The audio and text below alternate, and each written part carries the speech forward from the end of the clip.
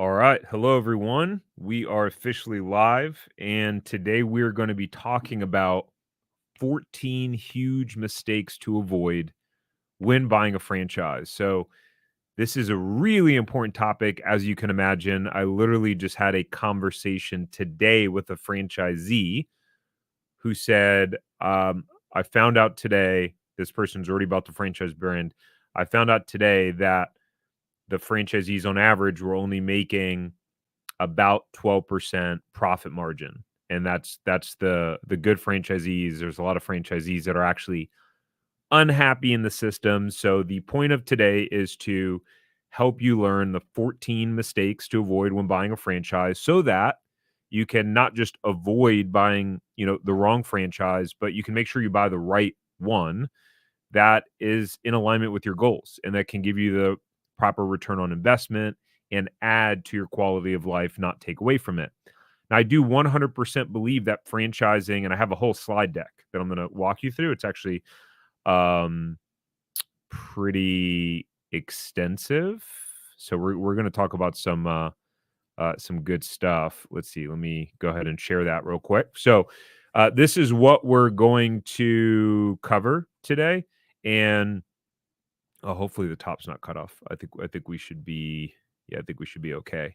Um, but there are over in case you didn't know, there are over 4,000 different franchise brands.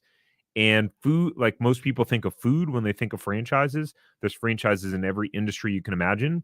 So I'd say probably out of the 4,000 different franchise brands that are out there, there's probably only about 20% of them are actually solid, strong, proven, solid track record of franchisees that are happy and profitable. So let's talk about how to catch that and how to make sure to avoid that.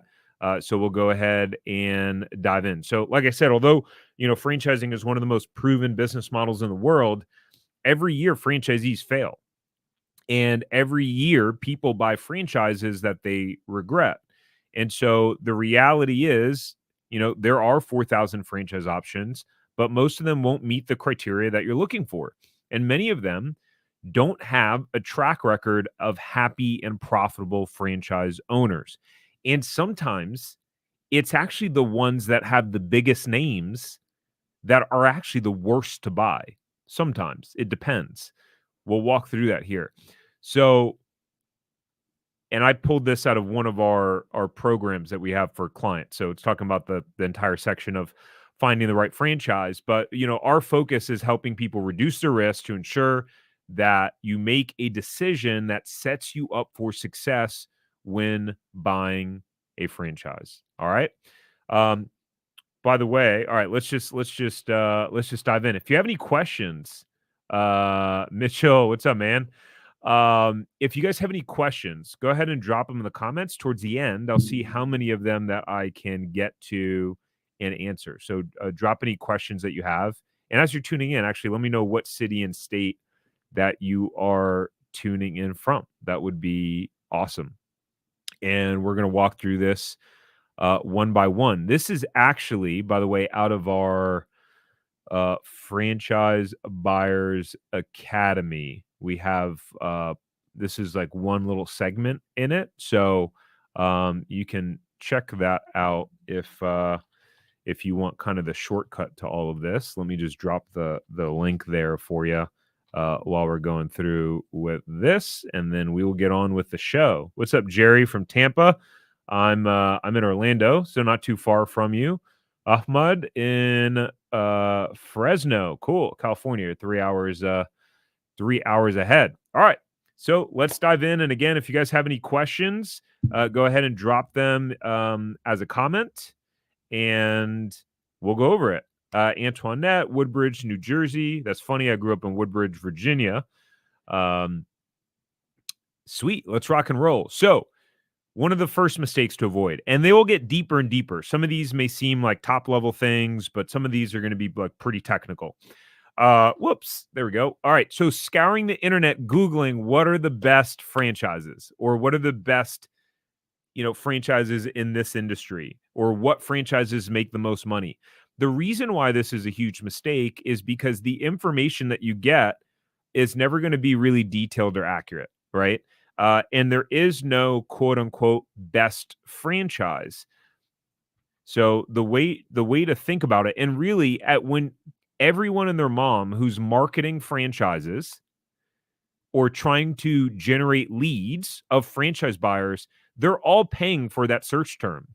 So you're not getting the most accurate information. What you're getting is the businesses and the companies and the franchises that can pay the most amount of money to rank the highest on YouTube. Typically, you're going to get the best marketers. And so the way to think about the best franchises, something what I call my profitable franchise formula, there's 4 components to it. And so like that, this is one of the questions that I hate the most when people ask, what are the best franchises? Because it's like, well, what's the best for you? Because a franchise that, as an example, we recently had a client that bought a B2B franchise, business to business, right? But this individual has like really great relationships in the community. They love talking to people. They love meeting new people, and they're totally fine with sales and going out there and I don't want to say knocking on doors, but drumming up business, right? But for you, you may be someone that just the idea of that sounds terrifying, right? So although that franchise can show great financials and show that they're making a bunch of money, right, in their FDD, but if everything that it takes for you to be successful as an owner are things that you hate doing, then it's not a best franchise anymore. So it's got to match your skill sets, right? If you're introverted, operationally minded, you want to make sure that you're buying something that matches that. Number 2 is that not all franchises perform well in different markets. I experienced this firsthand. My California store crushed it. My Florida store did not crush it. There's a variety of reasons. I talk about it in other content that I do. And I've talked about why from a deeper standpoint, but turns out the market demand was very different in where my second store was, right? And then the third thing is profit potential. You have to verify that there's profit potential on the business, and it's got to be a business you believe in. When you just wind up buying a random business that you just think you can make a bunch of money in, that's a recipe for disaster. So that is number 1. And actually, while we're doing this, I'm just gonna let's see. Do I have a ticker? Okay. So as we're going through this, by the way, we have something called the Franchise Buyers Academy. It takes you through not just mistakes. This is a small portion from the Franchise Buyers Academy, but everything you need to know about, if you should buy a franchise, how to make money owning franchises. And you can go check it out at franchiseempire.com/FBA. It's incredibly detailed. Let's go into the next one. And then let me just look into the comments real quick. We got Leo from Toronto. Cool. We got James from Woodbridge, Virginia. Cool. That's where I grew up. Awesome. All right. So looking at the top franchise 500 list, right, as a way to find good franchises. Guys, so the way that these lists are, so again, remember in the beginning, we talked about there are 4,000 franchise brands, right? The top franchise 500 list are basically what are the biggest franchises? What are the biggest franchises that have the highest total amount of sales and the highest number of franchisees? Now, you would think, right, in theory, you would think, okay, the franchises on these lists are the best opportunities out there for me to go out there and buy so that I can achieve my goals. So usually when we talk to people, there's 2 different scenarios. Number 1 is actually there's a couple different scenarios. Number 1, I totally want to get out of the work that I'm doing now. I work as an employee. I want to be full-time as a business owner. I'm ready to just make the leap right away. So I need a business that I know can replace my income. It's got to have a track record of that. I'm going all in right away. Second scenario is individuals that go, hey, I want to supplement my income. Either I want to transition first and build up the business for a couple of years, keep my job, and then make the leap, or they're just looking for additional income. And then the third situation overall are entrepreneurs that either want to expand their portfolio. They built a business on their own and they don't want to have to do it again, or they want something that complements their current business. And so what happens is a lot of these franchise 500 lists, they're essentially paid marketing list, right? And so just because Taco Bell and McDonald's shows up on there, well, there's most of the franchises on there, there's probably not any availability. A lot of them cost millions of dollars to get open, and it's just the wrong way to find a good franchise that's good for you. So I want you to eliminate the thought of what are the best franchises and replace it with what are the best franchises for me. Okay? Whoops, what happened there? I just pressed a button on the wrong screen. All right, there we go. We're good.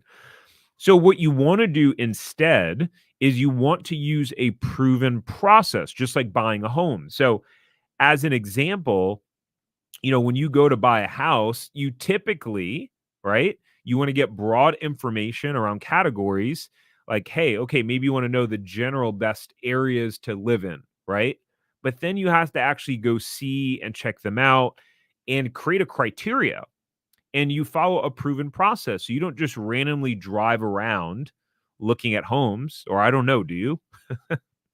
Do you guys just randomly drive around in neighborhoods? You're like, I want to buy a house. Let's go see what's available. And you just drive around for hours and hours and hours looking for sale signs. No, the proven process in buying a home is reach out to a real estate agent, right? Or a realtor, and you create your criteria. Hey, I want a house that has 4 bedrooms, 2 bathrooms, and it's got to have an office too because I work from home. It's got to have a backyard fenced in because I have a dog. A pool would be nice, but it's not required. So you create a criteria, right? And then you follow a proven process. So that's what you want to do when buying a franchise. So like our Franchise Buyers Academy has a process and a criteria that you create through there, so that if you wanted to go do it on your own, as an example, you could.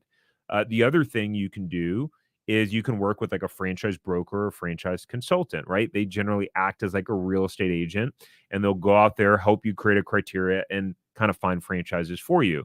The tough part, well, mistake that we'll cover further along into this is that unfortunately there are a lot of like franchise brokers and consultants out there that'll just show the same 3 to 5 franchises to people, and you're not getting a good representation of what's actually available. And nowadays there's folks pushing a lot of emerging brands right now, which emerging brands make me a little bit nervous. Like maybe they're doing something different in the marketplace, but they don't have the proven track record yet. I tend to like blue chip franchises. That's what I gravitate towards overall. The challenge is sometimes there's not territories available. So one of the things that you can do, by the way, is if let me take this banner away. If you wanted to see, by the way, what franchises are available in your market specifically, and set up a free call with a 15-minute call with our team, you can go to franchiseempire.com/check territory. And that way you don't have to like scour the internet, and like our team knows what franchises, like what their numbers are, because we can see all those things and we research them, etc. So I'll switch that back over to that. All right. I see some questions. I got one question popping in again. As we're going through this, if you have questions, please drop it in the comments. I'll see how many I can get to before we wrap it up. So what's the third mistake? And again, we're going to get more deeper, more technical as we go along with this. The third mistake is completely overwhelmed and confused by the sheer volume of information and do nothing. This is something I see all the time. We actually have people that reach out to us that they go, I've been looking to buy a franchise for years now. And I'm like, why? Well, I don't know. It's just like hard to find. I couldn't really figure out what were the good ones, what were the ones that made money, like which one I really wanted to buy. It was just there were so many options out there. I got overwhelmed and just kind of confused. So I just gave up.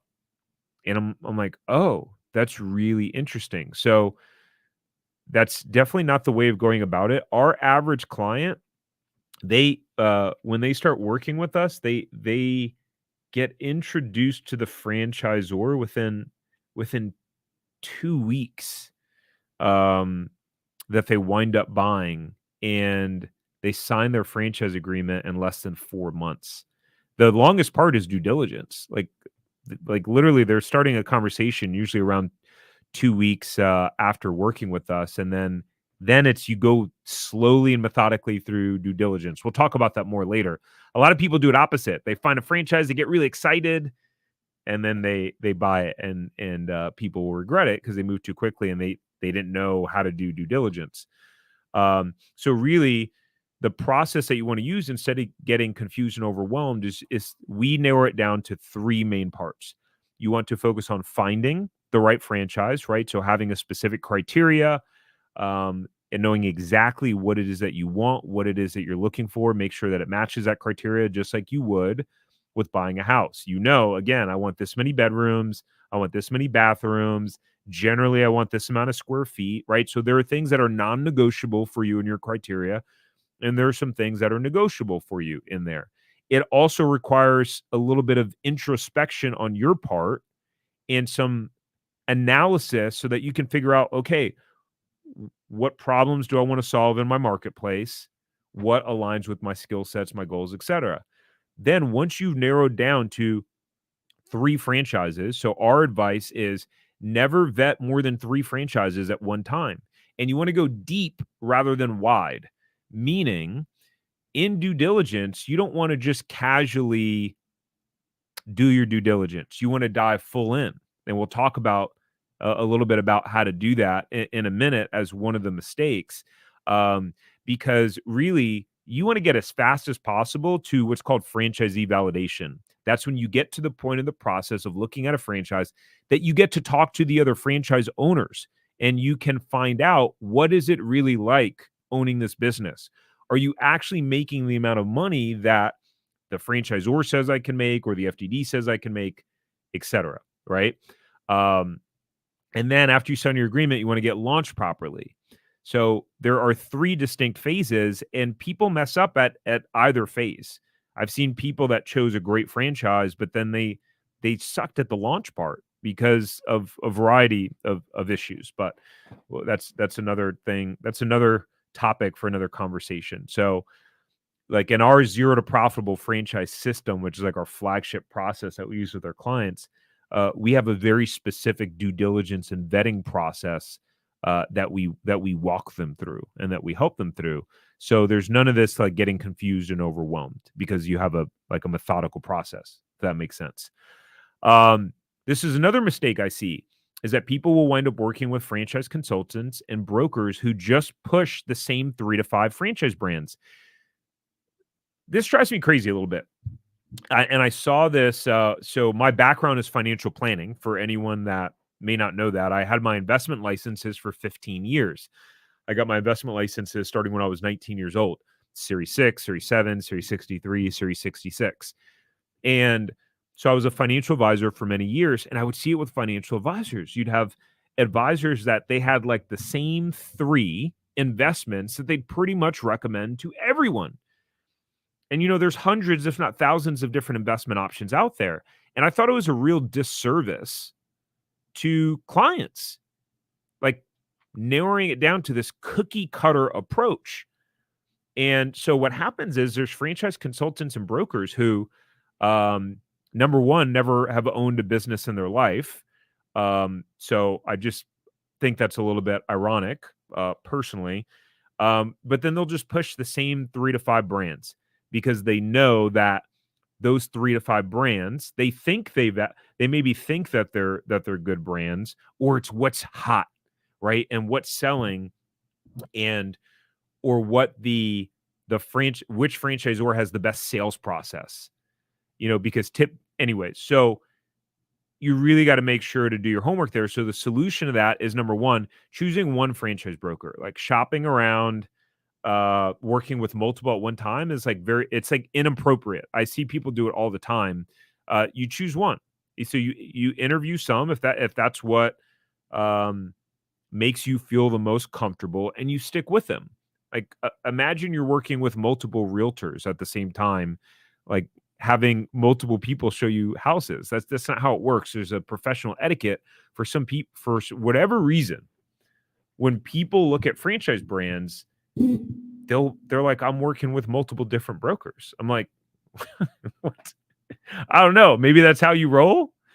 Maybe that is how you roll, right? It's like the difference between being monogamous, mono I'm saying the wrong word. It's towards the end of the day. I've been talking all day. Um, and we'll get to those questions in a little bit. Yeah, we have a hybrid approach, trendy for Threads. We do franchise brokerage, which I don't like the word franchise consulting. I think it's not an accurate representation, because typically consultants are paid for the service that they provide regardless of like the outcome, right? So but in the franchise consulting and brokerage world, just like real estate agents, you're paid at the end of the transaction from the seller. So they get paid from the franchisor. So I don't think the word consultant, I think it's misleading. So I think the term franchise broker is more transparent. Like, you're brokering the transaction and you're going to get compensated for doing that. Just a personal thing. So make sure that they don't push the same 3 to 5 brands. And another thing too is that about what I've seen from my experience, this is not any sort of real data. This is an anecdotal estimated amount, but what I've seen is about 95% of franchise brokers and consultants I know, they don't talk about resales at all. They don't deal with them. They don't show them to clients. They don't understand them. They don't understand how it works. And it's actually harder to navigate as a professional guiding someone through the process of buying a resale, because it's more complex. There's a lot more due diligence and there's a lot more moving parts that have to happen. That's one of the things that we do for every client that comes through the door. We always look, as a standard part of our process, what resales are available in your area. Oh, funny story, guys. All right. So there was someone that had an appointment scheduled with our team, and they canceled the appointment. And sometimes with calendars, there's the ability to put in a comment. So we asked, like, what's the cancellation reason? And this individual said that they looked at the reviews on our website and that they thought that the reviews were too good to be true. Because we had put on one of them that the person was profiting from day one. And I guess we do live in a world where there's a lot of skepticism now, because there's a lot of crazy claims that are made.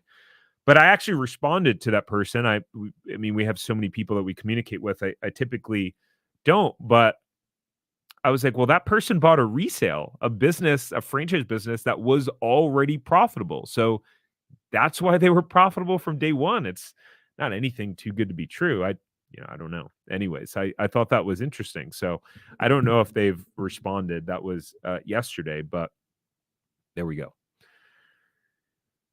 Okay. Let's see. And maybe I'll pause in the middle and do some questions. Let's go through a couple more.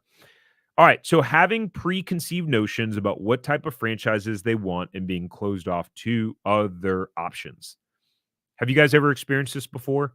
Like, I'm curious, how did you wind up learning or getting interested in franchising? What I've learned over the last almost 4 years of now running this business and helping individuals find, vet, and launch franchises is that a lot of people wind up seeing a franchise that they like. Either they have an experience as a customer or a client, and they go, "Oh, that'd be cool to own one of those." And that's how a lot of people get into like the conversation or interest of buying a franchise.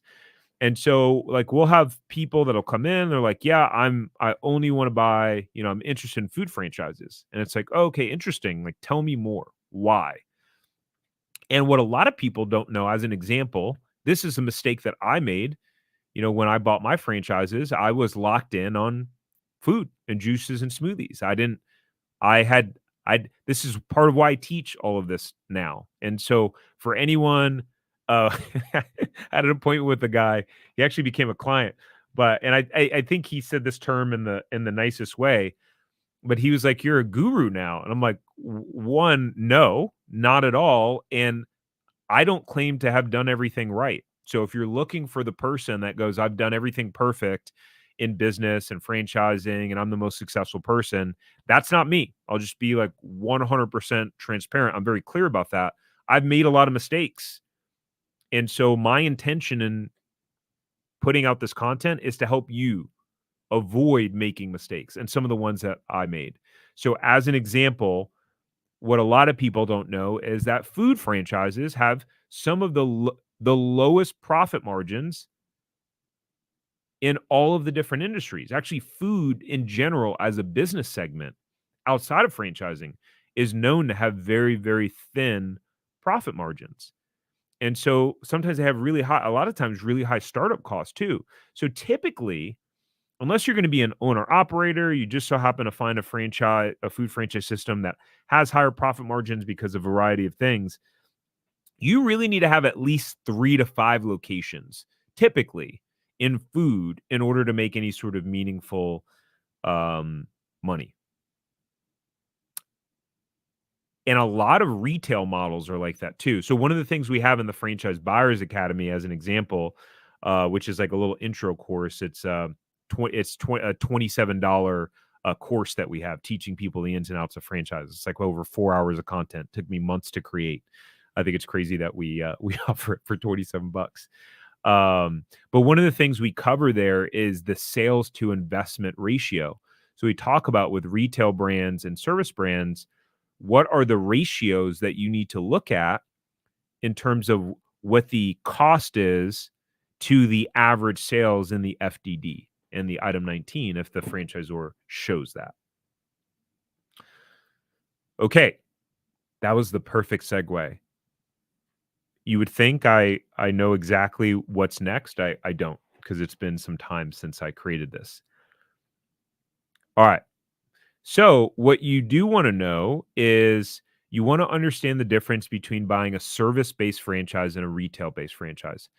Uh, it's interesting because I don't know all of the people that are watching live right now or the people that will watch the replay. What I don't know about you is what your exposure to knowledge about franchising is. Or did you just start thinking about it or looking? Have you vetted a bunch of different brands? Maybe you're a franchisee already. But what I've found is that most people don't realize that there's service-based franchises and retail-based franchises. So as an example, there are franchises in many different industries where you're signing a commercial lease and, ideally like a shopping center, and that's a retail-based model. And so there are a lot of pros and cons to that. We talk about that in the Franchise Buyers Academy. Just to throw a couple off the top of my head. Well, number one, it's going to take you 9 months to a year to get open after you sign your franchise agreement. So if your priority is, hey, I want to get into business ASAP, like I'm really itching to start my own thing. A year from now, I'd like to be in X situation where I've already generated this amount of profit. Well, that's not going to happen in a retail model because it's going to take you about a year to get open. The process of, I'm not going to go through it here because I don't want to make this longer than it needs to be. But there are great service brands that are, you don't need a retail location for, and you're going out there providing a service. And you can have an office location. Some of them you can work from home, but then the startup costs tend to be lower as well. And you're not signing a 10-year commercial lease that you're personally guaranteeing. So there are all these pros and cons. I break it down in detail in the Franchise Buyers Academy. But what I find is that most people have no idea. And they're just like, oh yeah, I want to have a wellness franchise. I want to have a gym or a fitness franchise. And it's like, well, that costs $450,000 to get open, and the average sales is $600,000. The math isn't mathing. And then you'd have to sign a 10-year lease. So it doesn't make sense. Hopefully this is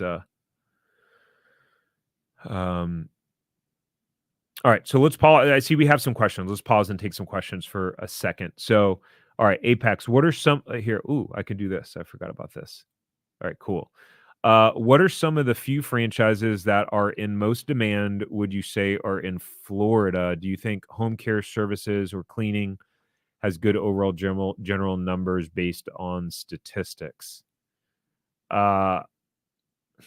I mean, Florida's so broad. I mean, it just depends market by market. As an example, we're here in Orlando, pretty close to Disney, and I was just talking to my wife about this. There's like 4 3 or 4 IV drip franchises within like a quarter of a mile in this specific area. So if someone was really fixed on, hey, I really want to open up an IV drip franchise, where they shoot like the vitamins in and stuff like that, one of those wellness ones, it wouldn't be in this area. So sometimes you have to give up one of the things that you want. You're like, I really want to open one up, but I want to open it up here. Well, I wouldn't recommend that with all of the competition that's there. So you just have to find a different area and territory. Um, Home care services, obviously, Florida has like a high senior population. Cleaning, I mean, I think there's some opportunity for home services. Again, it's very like market specific. So, but home services is overall very attractive right now, I would say. Senior care is it's a tough business, but I know some franchisees that do well in the senior care space. But again, this is where your skill sets and just how you're wired as an individual has to match up with the business. Like a guy that I know, a franchisee that I've had on our podcast, the Franchise Empire Show, he's built a very successful senior care franchise. Um, but he loves people. He loves building relationships. He loves the marketing aspect of going into different um, having to go build relationships in the community and network. Like he loves those things. For me, I don't love those things. I can't stand it. So like that wouldn't be a great opportunity for me, even if the market demand and the opportunity is there. So it looks like, hey, you do asphalt and seal coating, right? So I would imagine that if that's your core business, I'd want to find a business that complements that business that you have there. If you're looking for a franchise, that's typically my advice for entrepreneurs. I could keep like going down the rabbit hole with that, but let's go to the next question. Ahmed said, "What are blue chip?" I said blue chip. CHIP. So if you've ever heard the term blue chip stocks, that comes from my financial advising days. Those are stocks that are typically on the S&P 500. So like you'd think of like a General Electric or Apple or like some of these bigger names. And so that's why you'll see like in our franchise Buyers Academy on our page for it. Can you see this? No, I'm not sharing the. Hold on, I'm gonna change up the screen real quick for a second. Let's leave that question on Chrome tab window. So like on the headline to the website for a Franchise Buyers Academy, it's making money using blue chip franchises. And when I talk about blue chip franchises, I'm talking about like highly proven franchise concepts. So, highly proven franchise concepts that have a tangible track record that that franchisees have been successful with. Typically, they're going to have at least 50 or more franchisees that are already operating. So, the model's proven, right? The model's proven, and you're able to talk to a certain amount of those franchisees that are able to validate that the amount of money that they're making and that they're happy and that they're profitable. To me, those are blue chip franchises. They've been around, they've stood the test of time. They haven't been around for a year or two. You're talking, a solid 5-10 years or more and a solid track record. Hopefully that answers your question. All right, I'm going to answer a couple more questions, and then we're going to keep hitting the rest of the mistakes. So, here's a question here. Do you think Crumbl is a fad franchise or something here for the long haul? Ooh, Jerry, that's a good question. So, for whatever reason, people love or hate Crumbl cookie. Um, I have a video on TikTok that got like almost 400,000 views about Crumbl cookie, which is wild. I've heard anecdotally from individuals that system-wide sales are dropping. I don't know that to be accurate or true. I have not looked at their most recent financial disclosure document. So actually, I want to do that. I haven't looked it up in a bit. I know for a while that the average sales in one of their previous disclosure documents was like 1.8 million. I'm curious what it is now. But yeah, I don't know, to be honest. I know there's one that just opened across the street here, and it doesn't seem busy. But there's another one by our house that is busier. So I don't know. It's a good question. But either way, they're sold out across the country. What you'll see is there's a lot of resales now for Crumble. There's some owners that sold at the high when they were at their peak. I think coming out of COVID, I saw that there were 2 locations that were packaged together that sold for 5.5 million. 2 locations. Now, granted, there were some locations that were doing a lot of money in sales, but my goodness, that would be heartbreaking if that person bought 2 at 5.5 million existing locations that were crushing it and then sales tanked, right? So, yeah, buying a resale is a whole nother thing. Trendy for Threads already answered your question. Is Franchise Empire a consulting firm? So yes, we do have a standard brokerage service, franchise brokerage service that we offer. We also have a more robust service where we provide more support, and that's a paid service where you have we just hold your hand more. You get all these modules, you get due diligence tools, all these different things. So we just want to help as many people as possible. Part of why I created the Franchise Buyers Academy, because it's $27 and it's like 4 hours of some of my best stuff in sequence, where you just get to like pretty much get your questions answered of like, should I buy a franchise? What are the best things to look at and kind of ways to approach it, mistakes to avoid, everything like a one-stop shop, essentially.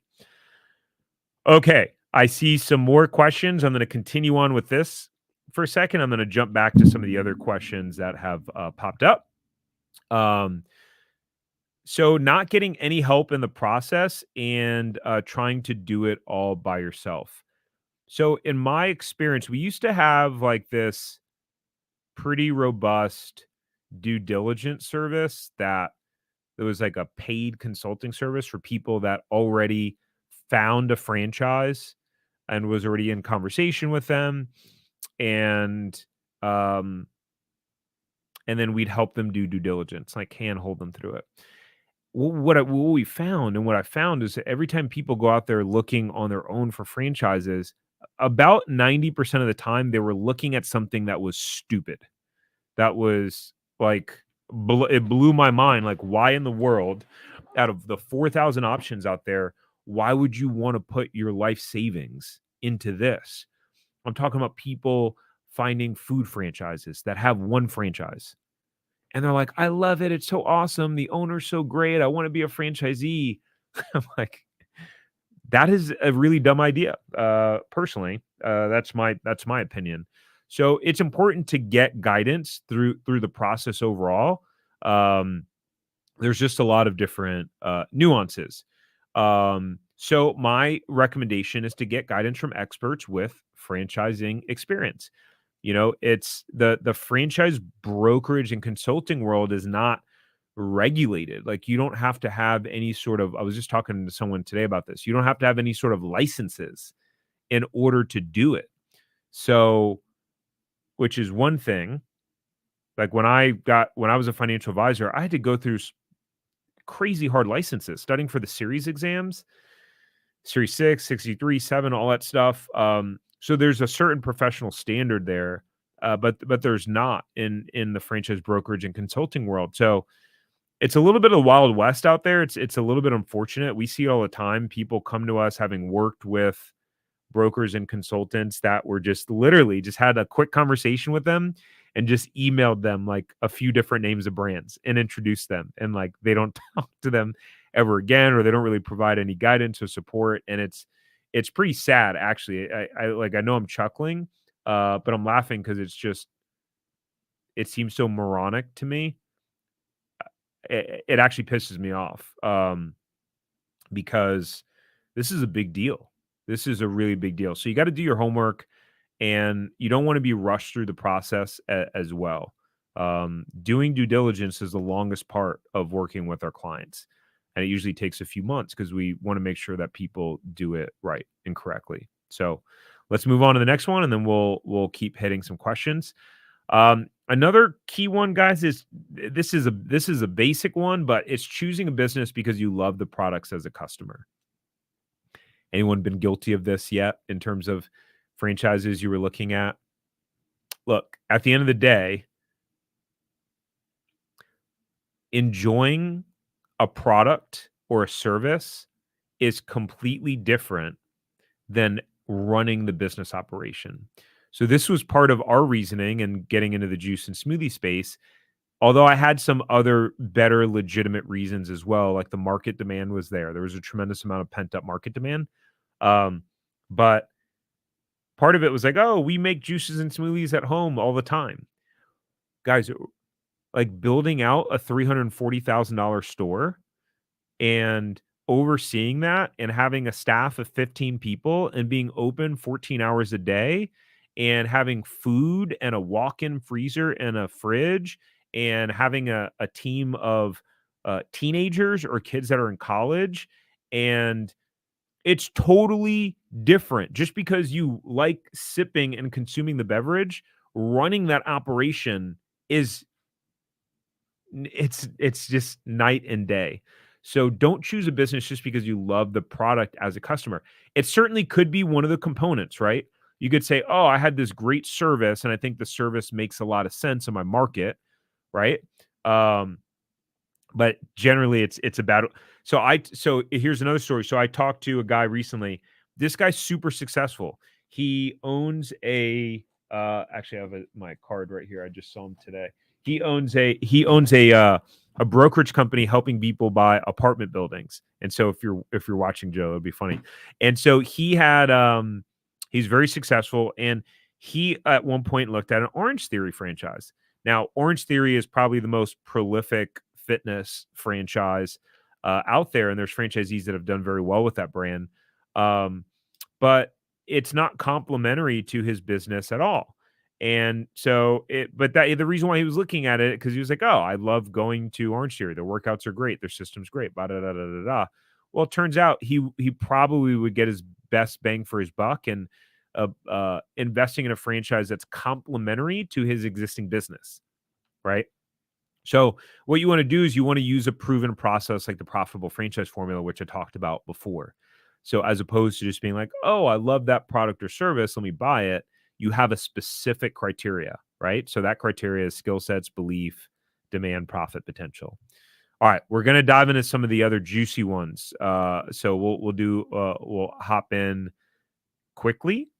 So the next one is choosing a franchise because you see them opening up everywhere and they look busy. This is a pretty simple one to debunk. Uh, there are some franchises that grow really fast. For whatever reason, they catch fire. What happens is they sell faster than franchisees can get open.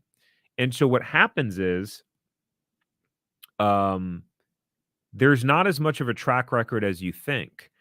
And, this actually happened with, I heard that this happened with some Crumble locations, which was, when they'd first open up, there'd be all this people would flock to it. And the first, couple months, they'd be slammed.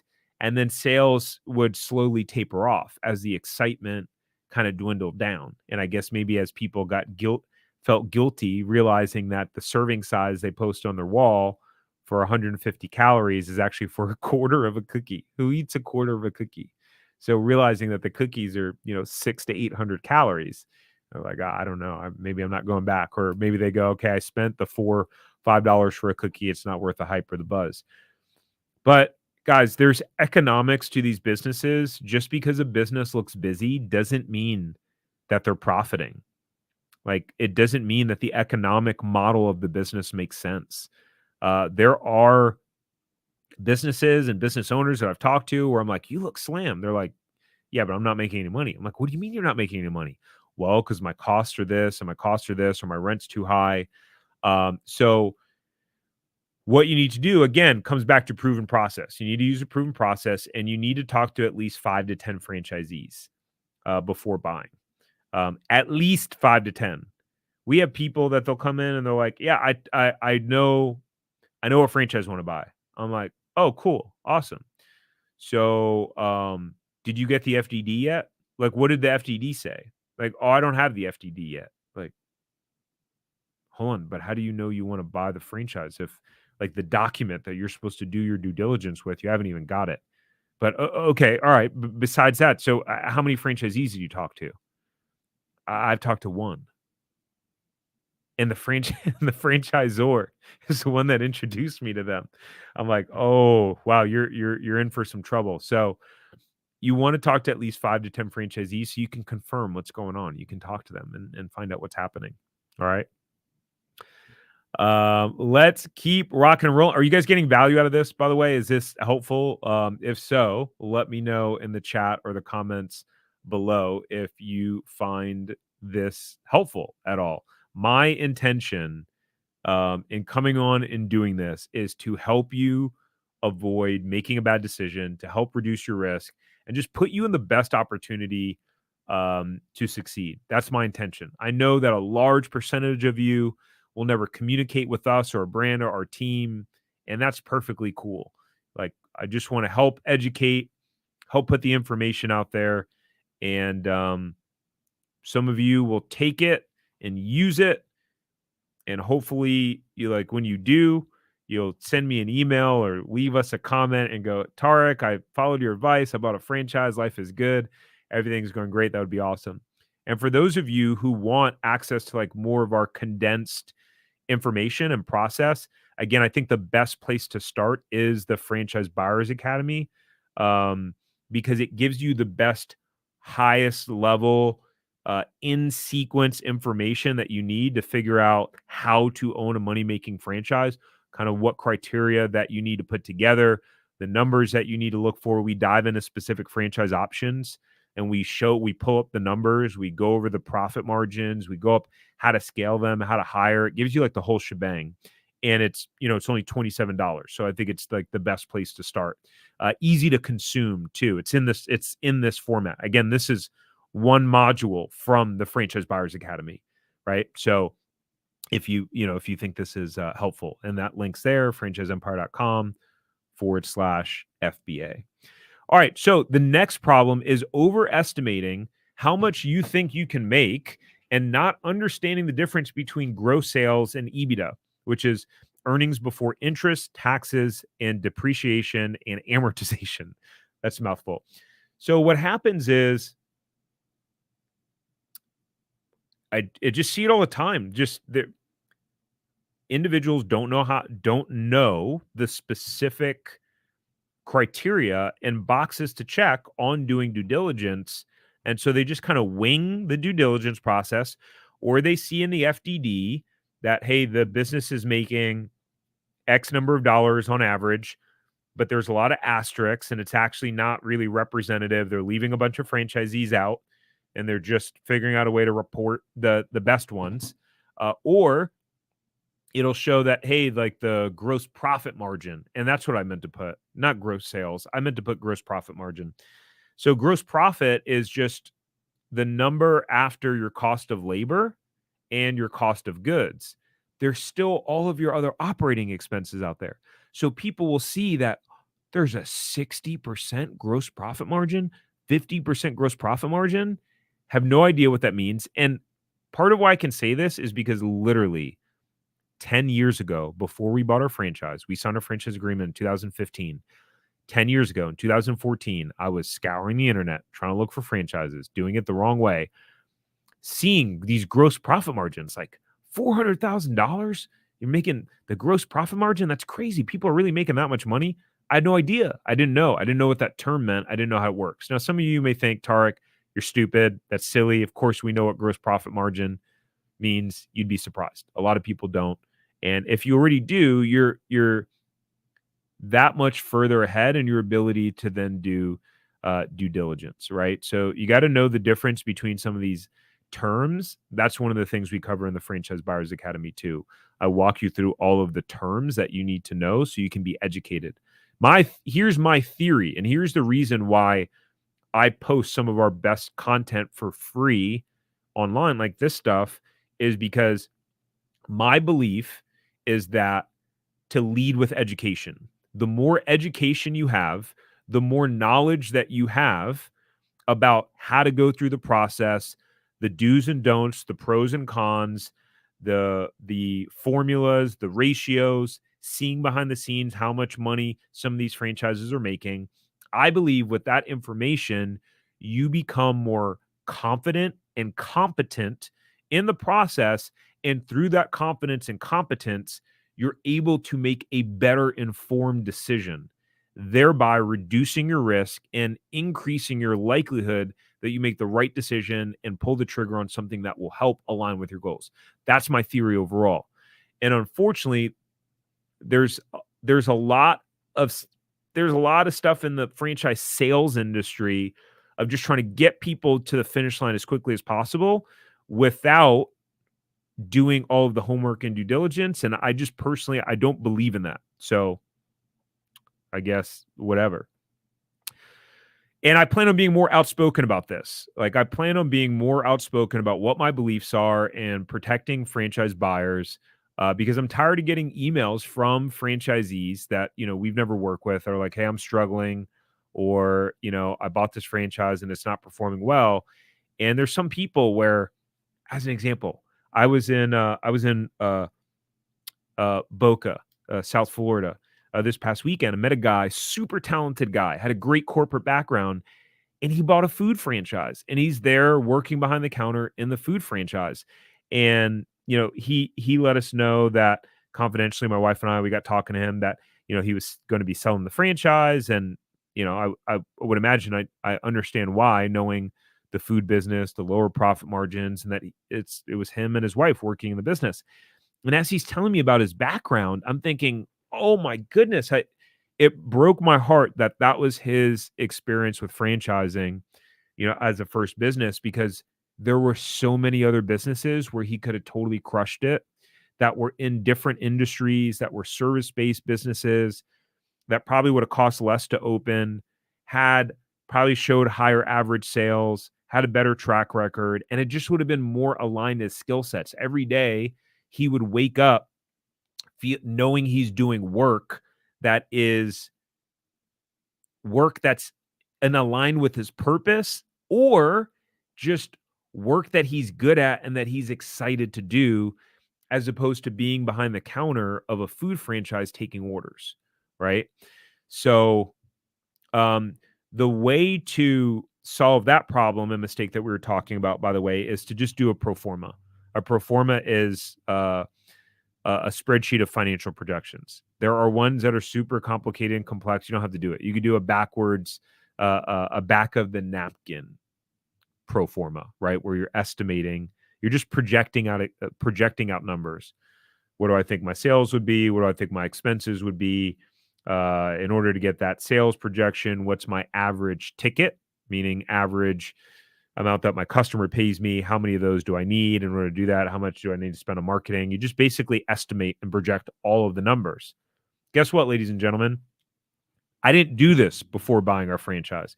We signed our franchise. So this is where I say that I'm not the guy that did everything right. I'm the guy that made mistakes. And I'm like, hey, learn from my mistakes.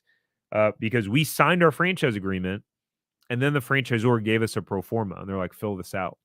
I'm like, what is this?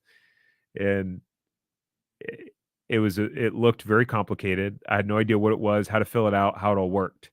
And after I actually did it and looked at it, I was like, oh wow, I wish this would have been helpful to see and go through before deciding on buying the franchise. And so now, as a part of our process, and we work with clients, my advice is that you must do a pro forma before you decide on a franchise. You must do it. It is a requirement. Whether you actually do it or not is on you. You now have the information. You now know that is one of my due diligence requirements, is you must do a pro forma. And so if you don't do it and you buy a franchise and it turns out it doesn't, meet your needs, or it wasn't what you thought it was, well, that's on you. You now have the information, right? We have a few more, and then we'll dive into the rest of the questions. This is going a little bit longer than I thought, so thanks for hanging around. We still have a good amount of people hanging around live. So number one is not number one. So the next mistake is not having clarity on how much money you can actually profit and how your ownership style and funding method impacts your profitability. This would be a pretty in-depth one to unpack. Since we're running out of time, I won't go too deep on this.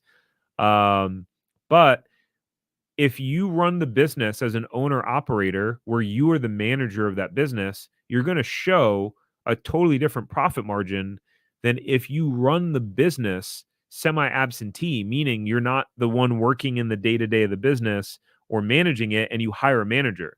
So if I hire, a manager to run my store for 40 grand a year because I'm still working my job or doing something different, well, I'm obviously going to profit less in that business because I'm paying that manager.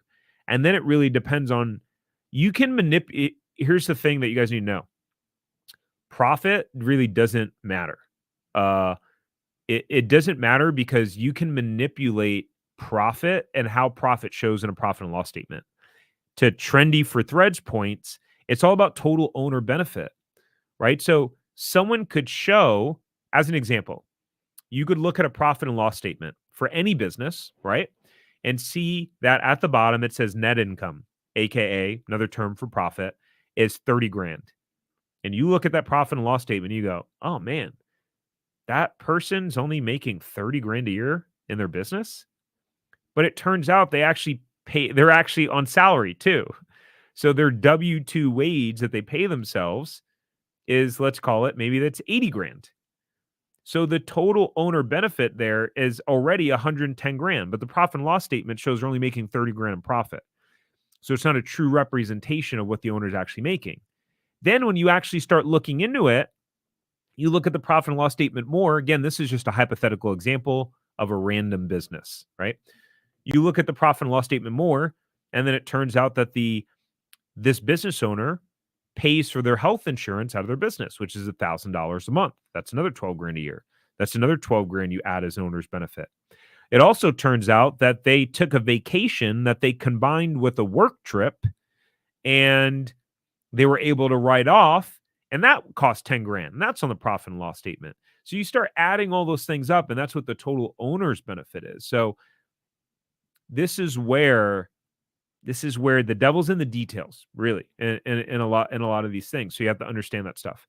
And so, when looking at franchises, the way you do that is, number one, by a pro forma. We talked about what a pro forma is, right? And by talking to franchisees. Because a pro forma alone, you're guessing, you're making guesstimates. You got to talk to franchisees, have conversations with them, right? Hey, what does a good profit margin look like? What's a bad profit margin? What are your COGS? I just talked to a franchisee the other day and said their cost of goods were 30%. Why is yours 40%? Well, because I'm actually in a different market and it's more expensive here because of the shipping or whatever it is. Like, this is how you find out. And so that's a taste of, as an example, in our zero to profitable franchise system, where we go deep into due diligence, when after, folks, find and are talking to a few franchises. These are the type of things we walk you through and handhold you through so you do the right due diligence, because it's importante. All right. It's important. All right. So next one is getting so excited about a franchise after one phone call that you are already sold and have confirmation bias throughout the rest of the process. I unfortunately see this often. It drives me crazy. And yeah, I struggled to maintain my professionalism in that moment, because it's like, that's the dumbest thing I've ever heard.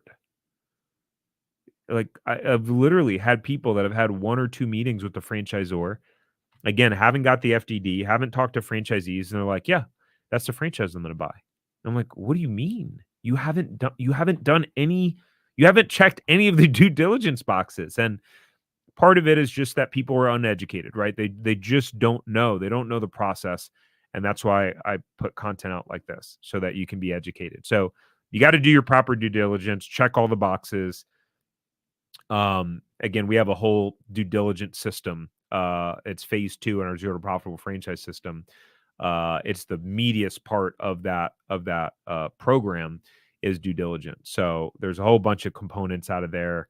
on doing that in terms of reviewing the FDD, talking to franchisees, how to navigate that whole process, putting together the pro forma, a lot of specifics and nuances that it just would be impossible to go through here. And literally it's hours of content that I've made walking our clients through it. All right, next question. Next mistake is not understanding the step-by-step on how to analyze a franchise with the profitable franchise formula and never feeling confident about making a decision. Some of this, like, they're overlapping, right? They're overlapping mistakes a bit, but at the end of the day, like, you have to use a proven due diligence process. The main 4 tenets of that process is the profitable franchise formula, which we talked about earlier here in this live, right? Which is belief in the business. It has to align with your skill sets. You have to verify the market demand, right, in your specific market, and then the profit potential. You have to verify the profit potential of the business. I think I talk about this more in just a second. Another mistake people make is hearing that a franchise is making a lot of money, but having no data to back it up. I mean, what more do I need to say about this? Data, data, data. Franchises have something called the item 19 in the FDD for a reason. And so if a franchise does not show how much money you can make in the item 19, to me, that is a red flag. That is the opportunity for them to brag about the track record of their franchise and what it produces. So if there's no item 19, that would concern me. Right. And so item 19 and then franchisee validation, right? So talking to existing franchisees, and sometimes you got to dig deep because people are embarrassed and they don't want to tell you that they're struggling. So they may, in franchisee validation, they may be like, oh yeah, it's cool, da da da, but it turns out they're actually not making money. So you got to be able to read between the lines there. Next mistake is not understanding profit and loss statements or how to analyze a business. So you just go with your gut on every decision. What more do I need to say about this? Look, gut instincts are good to a point. As an example, when we bought our franchise, my gut had told me that a certain location was going to be good, but then I backed it up with logic. I researched all of the development in the area, I researched the statistics, the metrics, and then was able to like justify my gut feeling with logic. And again, what helps with that is the pro forma. We talked about that. So, what's next? Again, our Franchise Buyers Academy. For those of you who like, you still you want more meat and potatoes of like, how do I really go out there and understand what are the franchises that are making money? How do I really know what are the ones that are right for me? Like, I want an actual like system and process to go through. Our Franchise Buyers Academy covers that. You can go to, like, if you enjoyed this, by the way, if you enjoyed this, the whole thing, this is literally not like 5% of the content that's in the Franchise Buyers Academy, except it's me recording it, going through it. And I do that on all sorts of topics like sales to investment ratio, how to scale, hiring, reviewing numbers and profit in certain franchises, like breaking it all down for you. So you go to franchiseempire.com/FBA. And so basically, what it'll help you do is no more wasting time searching the internet for the best franchises or struggling to figure out if you should buy a franchise and which one.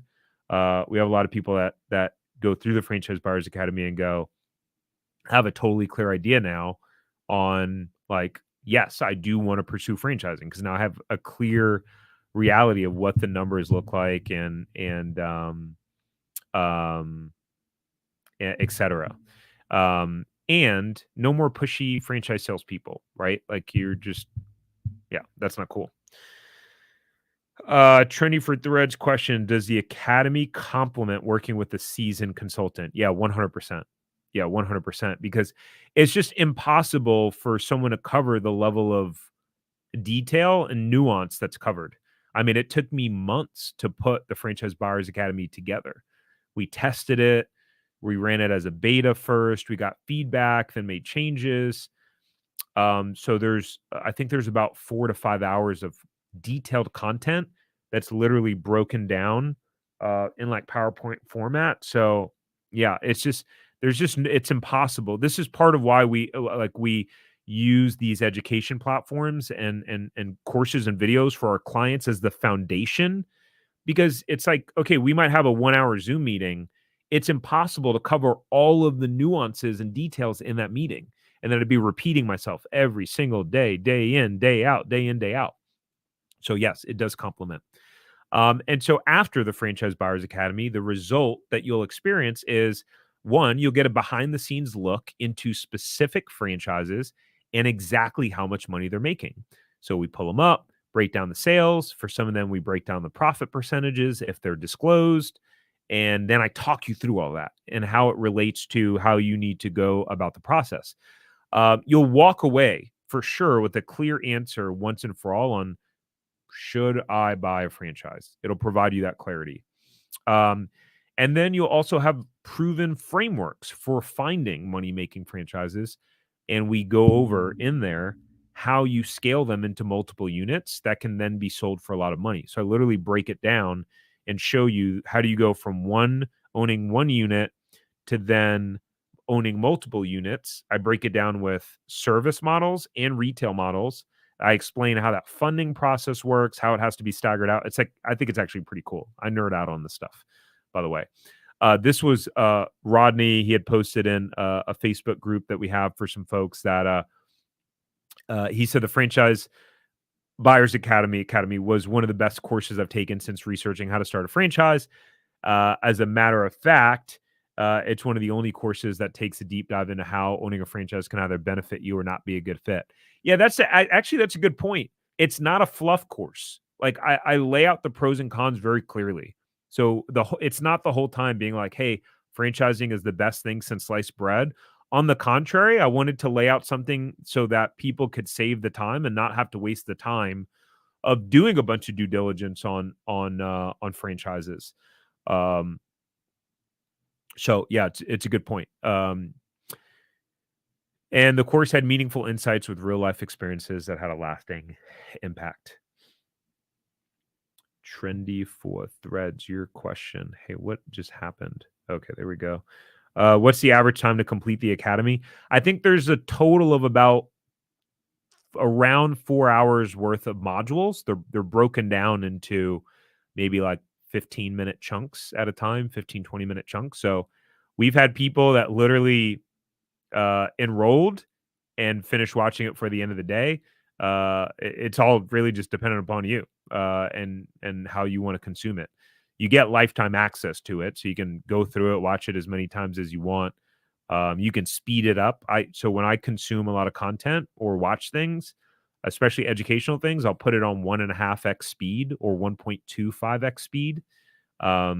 Just because sometimes like I tend to talk slow. And some people do. So it's like I just want it at a quicker pace. So and then this was Mark. Actually, Mark went through the Franchise Buyers Academy, got so much. Mark was trying to figure out, did he get laid off? I can't remember if he had gotten laid off, but I know he was in between jobs. And he was trying to figure out, he's like, I got 10 more years left in my career. I'm trying to figure out, do I want to go the franchise route? He's very analytical, right? So he's an engineer. So he wasn't going to go start a business from scratch. He didn't want to go do that, try to figure all that stuff out on his own. He didn't have any business experience too, right? Been an engineer all his life. So he decided that, he was trying to figure out that, or should he go get another job and spend the last 10 years in a job to then retire and finish his career? So I was like, I mean, that's a good question, man. Like the only way to like really figure that out is to dive deep and like get some more education. Like in a quick conversation, I can't give you the answer to that. Only you can make that decision. So he went through the Franchise Buyers Academy, got so much value out of it, wind up deciding to work in our more robust Zero to Profitable franchise program. And that has a money back guarantee. So there was basically like no risk for him for that. Cause it was like, hey, if you wind up deciding franchising is not right for you, you can get your money back. So, but he went working with our team, and within, what was it, like 2 months, 3 months, he wound up buying a franchise. We were all shocked because he just was so decisive. And I think part of that was because of the process and all the education he got. But, he said that he would recommend it for anyone interested and looking to get a solid foundation on what's involved. And He said, I had an interest in franchising before the course, but felt pretty unsure about it. And like, how does one make sure that they're not making a mistake when buying a franchise? And what do I not know that I should know? And he said, after the course, I can see that one can actually chart a clear course towards deciding if franchising is right for them, how to maximize potential for success, and what the next steps might be. He posted that in the Facebook group, like before he even started working with us as a client. So this, like he posted this before he started working with us as a client. So way before he actually wind up buying a franchise, which I thought was pretty cool. So, cool. Training for Threads said, great. I'll be purchasing the Academy. Awesome. Excited that you're going to do that. I hope you'll get a lot of value out of it. All right, let me hit these last questions real quick, which was, how do I feel about UPS and FedEx? I don't believe FedEx franchises. I think they're all corporate. I know UPS franchises. I mean, the real money in UPS is working with business owners and small business owners and like printing materials for them, banners, there's not much margin in the drop-off business. They're drop-off sites for Amazon. So I know they have a lot of red tape. They're very strict. So there's some franchises that have more of a corporate environment feel than others. So like UPS would be one of those ones where it's like, you don't really get to decide on anything. Like you're going to do it this way, and that's the way you're going to do it. Some people are cool with that and like that style. So that's just like my overall broad opinion on it overall. Do you think home services franchises like cleaning and junk removal will get saturated? Yeah, I think a lot of businesses will get saturated. I think it just depends on the specific market. So, this is where the advice that we give our clients and the tools that we give them access to are we give them specific advice and guidance on how to assess the market demand in their area. And how to go through that process so that they can, validate if the proper market demand's there. Because guys, look, the reality is there are just franchises that perform worse in other markets or areas or cities because there's just too many competitors. There's more supply than demand. It's like a basic economic principle. Franchisors will lead you to believe that, hey, every market has the opportunity to be successful. And I mean, that's somewhat true, but you still have to do your due diligence. And again, I learned this firsthand with our second location that had 4 competitors within like a 1.5, 2-mile radius.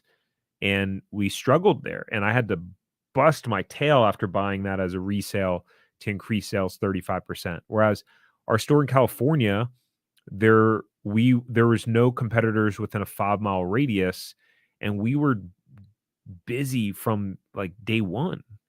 That contributed to it. People were driving from like, an exit or 2 away to come see us. Eventually a competitor did open up across the street from us, but they only did acai bowls. So because we were so robust in doing juice and smoothies too, and we had been there first, it helped.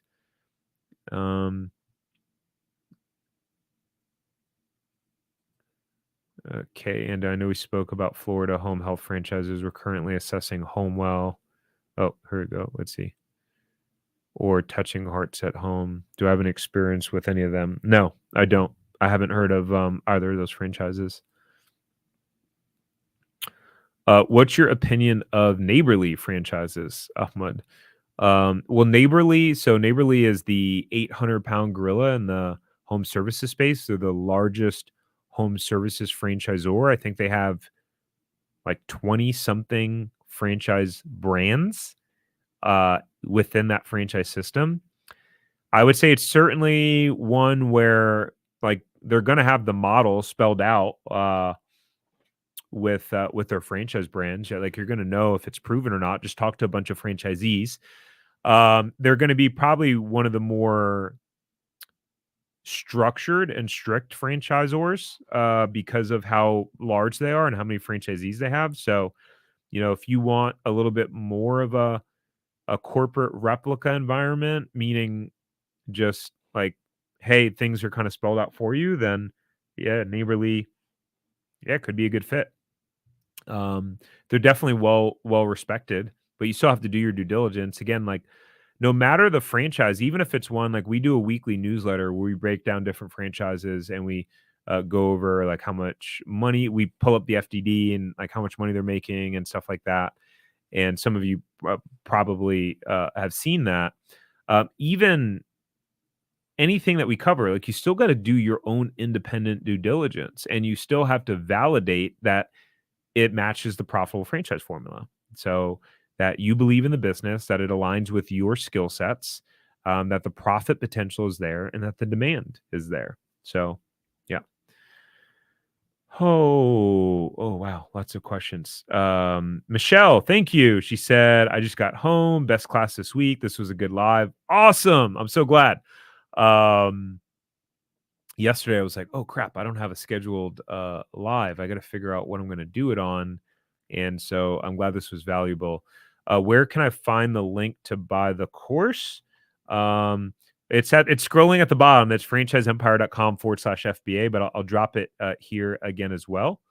And that's the link. What do I think of Kitchen Tune Up? Kitchen Tune Up, I believe, is under the Home Franchise Concepts brand.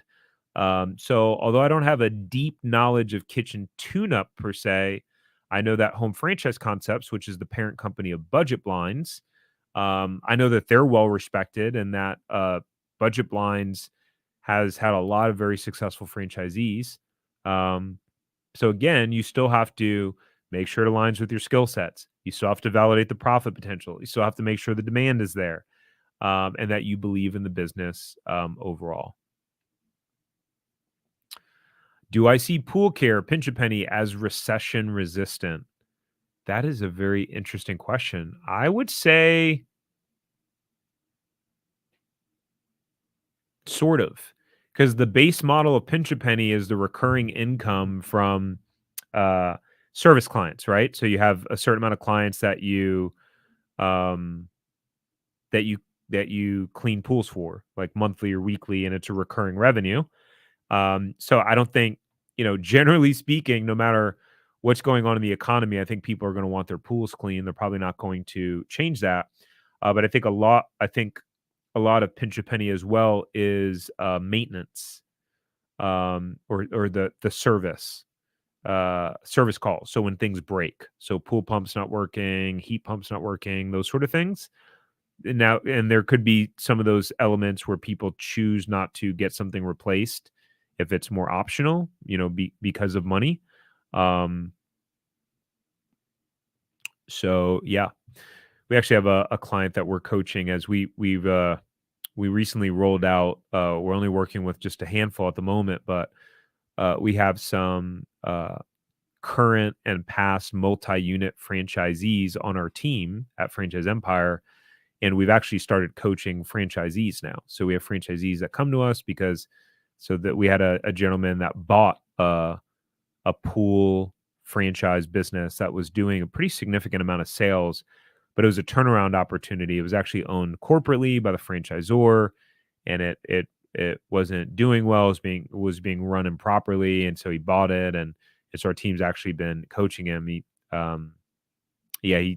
went from he had a pretty cool actually feedback and testimonial about how he went from losing, like the business showed $100,000 loss in Q1, and they're trending break even now after after some of the work he's done, which I thought was pretty cool. But yeah, there is I don't want to say there's some money in the business. You obviously have to look at the FDDs for franchises to validate how much money there is. But yeah, I've been impressed at some of those pool franchise businesses in terms of like what they've sold for. I actually saw a pinch a penny that was selling for a good bit of money. Um, yeah. Anyways, what's weird though about pinch a penny? Actually, what I learned, this is where there's just nuance to everything, right? So I looked into a pinch a penny resale at one point, But what happens is you can't finance them with SBA because the franchisor takes a first lien position. And in order to get an SBA loan, SBA has to take the first, or the lender has to take the first lien position on the loan. I was like, whoa, that was interesting. And this one was selling for like over $1 million. It was selling for like 1.2. I was like, interesting. I don't know how that, I mean, I know how someone would finance it, but it's like SBA tends to be the main way.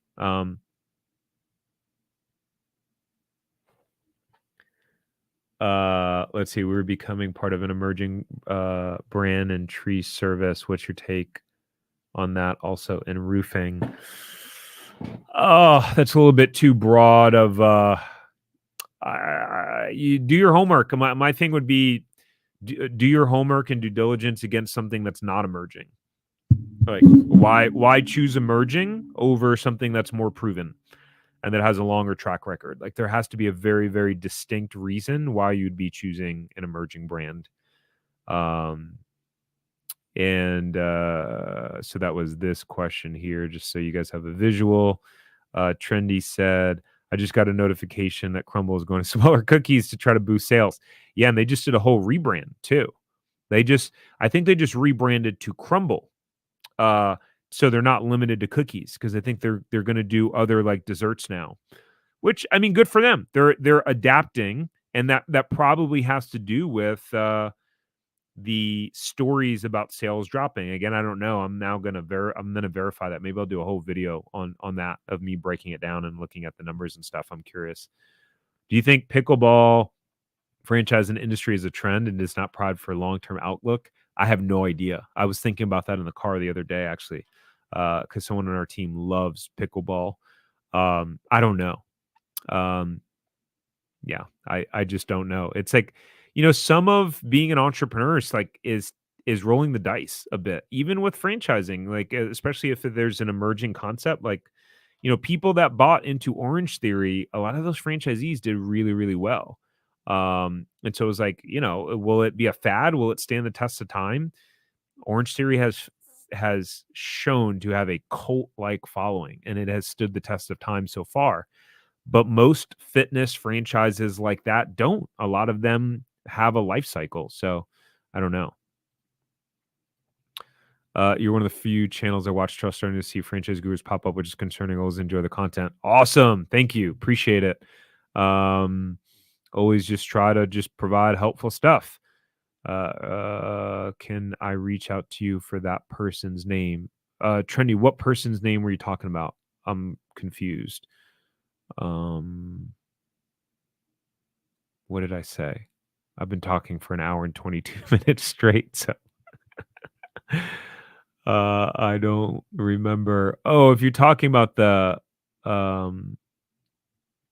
if you're talking about our client, probably not. Yeah, probably not. Yeah, I don't think so. I don't like to give out people's information. New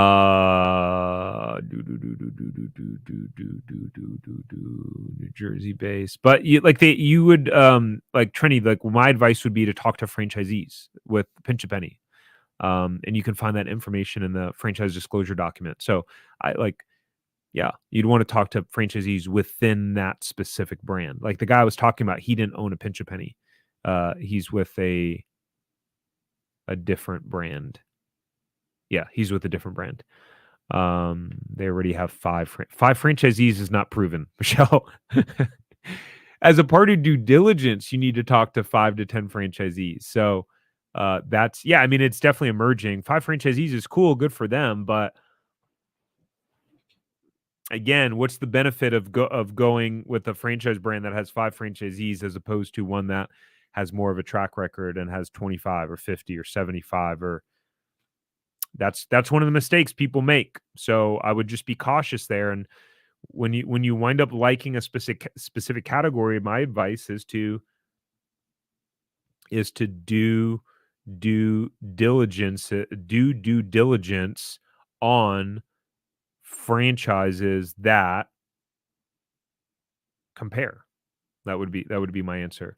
How many franchises do I currently own? None at the moment, in between opportunities. Yeah. So I'm always on the lookout, but my current business keeps me very busy and happy. And, I think that's something that, it's a question that people, like, some people, franchising is not the right fit for. Like, sometimes we have people that reach out and they're like, "Hey, I have this business and I want to buy a franchise." And it's like, well, why don't you just grow your current business? Like, and they think that buying a franchise is going to solve their problem, right? And so, like, we will actually talk people out of buying a franchise when we think it doesn't make sense. Like, okay, you're busy, you're overwhelmed, you have a lot of work, but with your business, but you want to buy a franchise because you're now you don't like your business anymore. Like, I think that's a recipe for disaster, personally. So, all right, ladies and gentlemen, that's it. I did not intend to go an hour and 25 minutes. It's 6:27 Eastern time. I am pretty sure I'm late for dinner. So if you got value, thank you, thank you. If you're watching on YouTube, by the way, thumbs up the video. That would be very helpful. And every Thursday, my intention is every Thursday to do this at 5 p.m. Eastern time. And yeah, I look forward to seeing you guys on the next one. Thanks for showing up and staying on. Peace.